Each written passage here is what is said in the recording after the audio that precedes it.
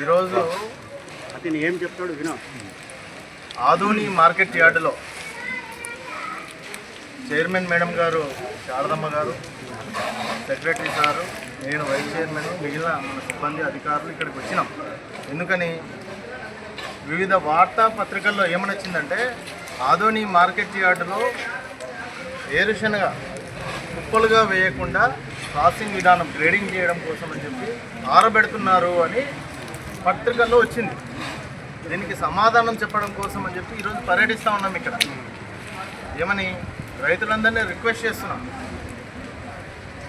Market yard నుంచి సూచనలు ఉన్నాయి, పై అధికారుల నుంచి, కలెక్టర్ ఆఫీస్ నుంచి మనకు సూచనలు ఉన్నాయి. ఏమని అంటే ఆరబెట్టకూడదు, కుప్పలుగానే వేయాలా అని మనం పలుమార్లు చెప్పినాము, నోటీసులు ఇచ్చినాము, మైక్లో అనౌన్స్మెంట్ చేస్తున్నాం. ఎప్పటికప్పుడు సెక్రటరీ గారు తనిఖీ చేస్తున్నారు, చైర్మన్ గారు, నేను తిరుగుతూ ఉన్నాం, మాట్లాడుతూ ఉన్నాం రైతులతో.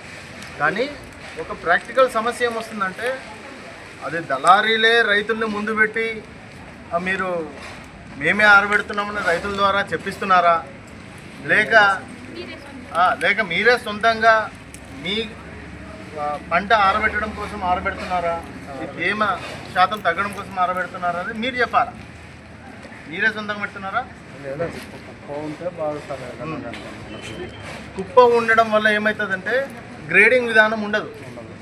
ఒక క్వింటా మీద 1 కేజీ నుంచి 2 కేజీల వేస్టేజ్ పోతుంది. మట్టి అని అవి వేస్టేజ్ ఉంటాయి కదా, వెన్ని పోతాయి, దుమ్మని పోతే మీకే నష్టం. డబ్బు మీరు లక్షల్లో పోగొట్టుకుంటారు, అందరు వెళ్తే కోట్ల రూపాయలలో నష్టం జరుగుతుంది. కాబట్టి మా రిక్వెస్ట్ ఏంటంటే ఆరబెట్టొద్దండి, కుప్పలుగానే వేయండి. ఈరోజు చాలా దగ్గర కుప్పలు వేసినారు, 1 ఆరబెట్టినారు. వాటి మీద కూడా మేము మాట్లాడి దళారులకు, రైతులకు కన్విన్స్ చేసేటువంటి ప్రయత్నం చేస్తాము. వింటే సరిపోయింది, కానీ వినకపోతే నోటీసులు ఇచ్చి ఫర్దర్గా మేము ముందుకు పోతాం. లైసెన్సులు కూడా రద్దు చేస్తాం. లైసెన్సులు రద్దు చేసే విధంగా యాక్షన్ తీసుకోవాల్సి ఉంటుందని ఈ సందర్భంగా మీడియా పరంగా చెప్పడం జరుగుతుంది. కాబట్టి రైతులందరూ కూడా సహకరించండి. ఇతరులు ఎవరు చెప్పినా కూడా వాళ్ళ మాటలు వినాల్సిన పరిస్థితి లేదు. మీరు కుప్పలుగా వేసుకోండి, మీరు డబ్బును ఆదా చేసుకోండి, మీ పంటకు మంచి నాణ్యమైన గిట్టుబాటు ధరను మీరు తీసుకోండి. బ్రహ్మాండంగా మీరు లాభాల బాట పట్టాలని ఈ సందర్భంగా కోరుకుంటున్నాను.